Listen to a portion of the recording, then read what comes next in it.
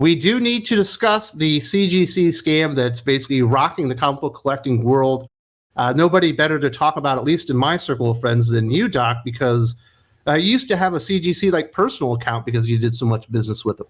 I did, because I've historically mostly bought raw books that I felt had good potential, but this was never really a concern for me. I never even thought about it as really a possibility because of CGC's, reputation. And now, that's taken a hit in the last couple of weeks. And most of this is revolving around reholder comic books. Now, don't go into this game itself because I do have an article that kind of breaks it down and how they did this. But what is reholdering if people aren't completely aware of what that is within the CGC process?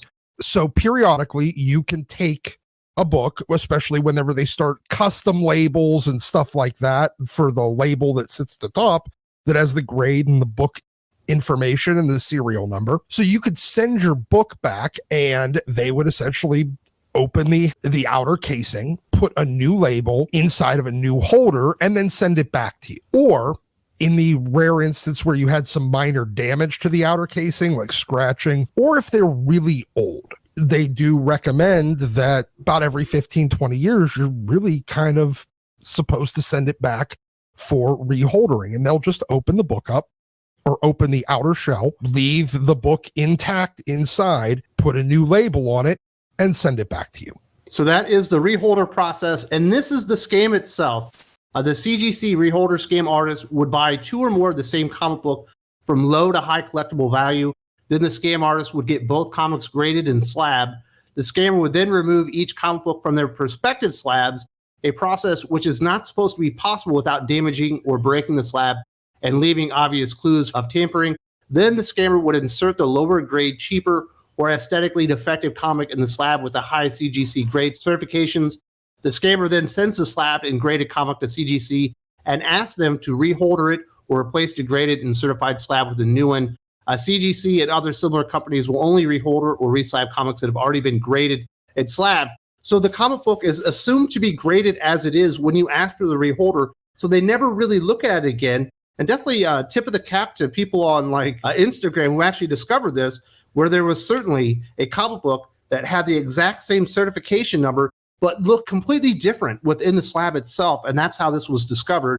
And this is apparently a big flaw in their idea of how to grade and keep these things, in line with the standards that CGC has applied to the comic book. This is a major hit to their credibility because CGC advertises themselves and their product, which is both the grading process and the encapsulation process. They actually referred to it for the longest time, as far as I recall, as their tamper-proof case. The amount of detective work that went into confirming this, it's honestly quite remarkable. It's a really big effort in order for CGC to even acknowledge it. And they have acknowledged it. They've acknowledged that at least 350 comic books that have been certified went out into the market and have been part of this reholdering scandal.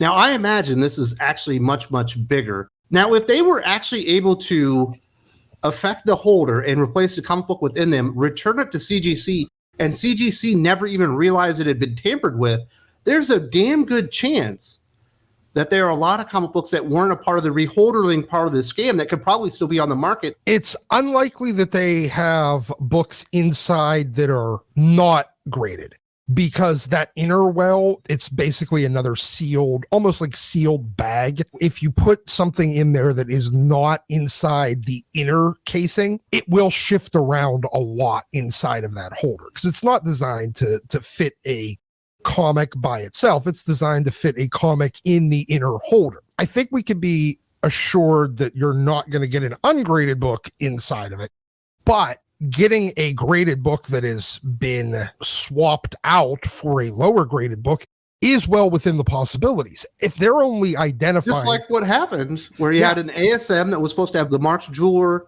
special in there that makes it much more valuable, and they traded out with something that wasn't.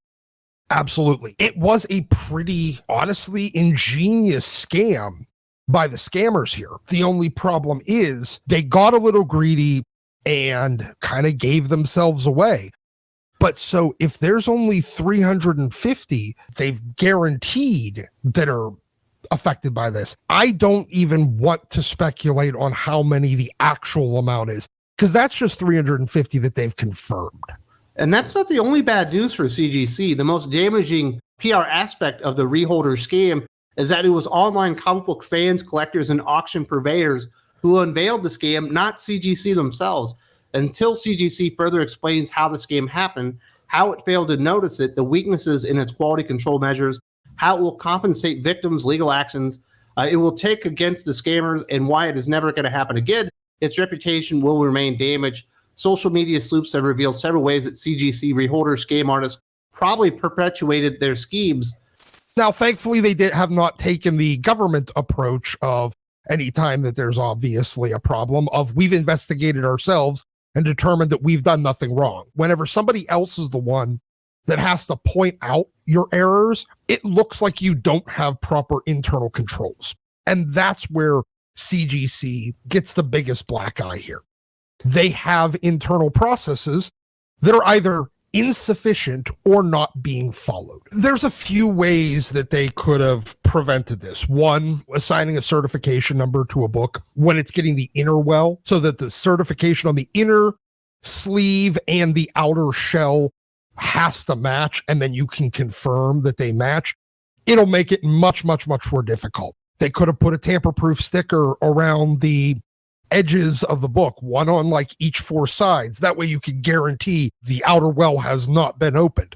There's a number of ways that you could do this in order to prevent against this, but obviously their processes were not sufficient. Yeah, and it's just really bad timing, because obviously sales on new comic books are basically tanking right now.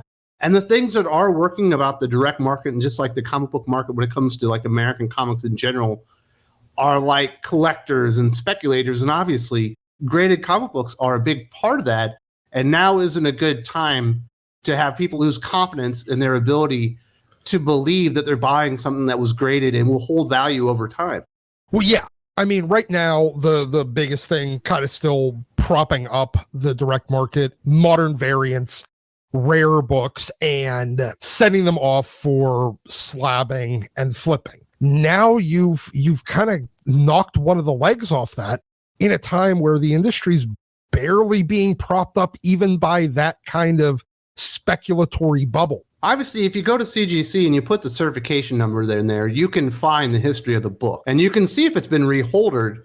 It almost feels like now if your book has been reholdered, you've lost a substantial amount of value. It's almost going to be like a salvage title when it comes to a car, where just the idea that it's there and the potential of what could have happened, because it has that, likely just kills a lot of the value of the comic book sight unseen. It makes your book more suspect, where you are taking on a substantially greater risk by buying a reholder book now than you were before. Now there's a little bit of a crapshoot that you might not be buying the book that was originally graded, and even though it's still in that slab.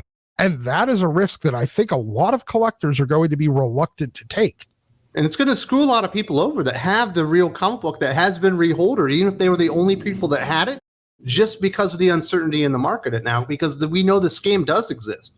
Absolutely. There was a few years ago, whenever they first unveiled the custom labels, and they basically offered reholder service, I contemplated on a number of occasions sending some of my books out for reholdering. I have a lot of X-Men books, that are graded, and I kind of like that custom label for X-Men, especially to distinguish between the early X-Men and then the post-giant sized era, where they had different custom labels for the different eras of the comics. And I held back from doing it.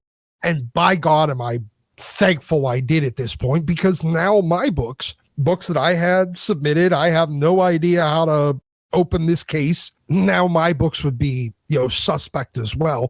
And I don't want that. Yeah. And CGC better hope that this is limited to this reholder scandal. It's not as big as it probably could be. They did have a formal announcement on it. Based on current information, we believe that approximately 350 comic books are affected. A list of all the impacted books has now been posted on the cgccomics.com website. If you purchase one of the comic books included in this list, you can submit it to CGC Comic for review. If your book is determined to be correctly graded, it will be reholdered with the new certification number and returned to you at no charge. If your book is determined to be incorrectly graded, our support team will contact you. You may be asked to submit certain additional documentation as part of the review process. The scammer is certainly the most liable person. Absolutely. They're the one that perpetrated the scam. But CGC are an unwitting accomplice because they didn't verify the book and they didn't have a proper process in place to ensure that the book that people are potentially paying $15,000, potentially $50,000 for wasn't the correct book. It's their process. I don't disagree with you in the slightest bit. They have absolute liability here, in my opinion. I mean, granted, I'm not a lawyer, but I guarantee that's why their lawyers are saying any book that might have been tampered with or that had a reholder, they're going to give it a completely new number. That way, now part of that is to bury the... Well, it gives it a new issue. life and a new beginning as far as it has been regraded. It's something that has been verified from this day forward. Yes, absolutely. Understand that. Complete new serial number. That way it is no longer connected. However, you're still putting it in the same, no longer tamper-proof case. And more than likely, they are not going to have a very standardized process.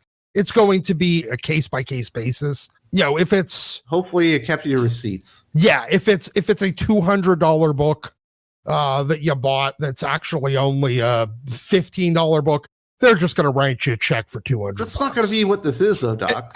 No. I completely understand. What I mean is like a modern variant. No, but this reholdering scam, if you look at it, it's all ASM.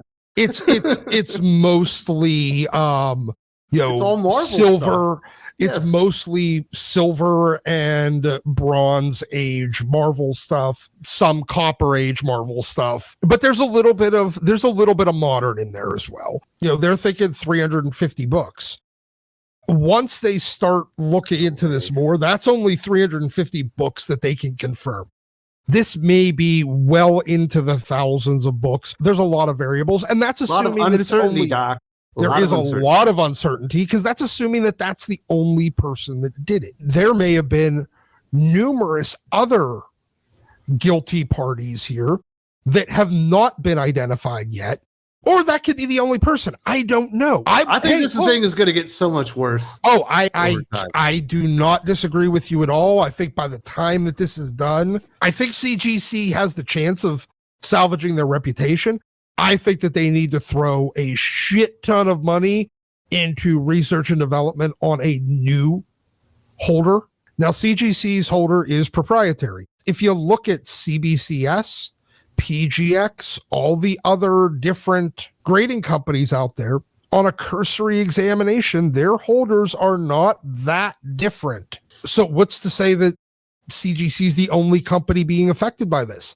I don't know. And until we start really digging deep into this and really looking at all of the flaws in everyone's processes, I think it really throws a giant monkey wrench into the entire grading and encapsulation side of the collecting hobby. You and I are having these conversations each and every week. This ended up going like 30 minutes. Obviously, when it hits YouTube, it's going to be more like 12 to 15. This one might be a little bit longer because it was a long discussion on this one. We do have the unfiltered portion of the podcast that will be up on the Patreon. We will be doing an unfiltered version of our Amazing Spider-Man 41 review, also, which will have already been on Patreon by now. But we have a lot of fun with this stuff. Lots more stuff on Patreon, including the Q&A, which is going to be huge this week. Yeah.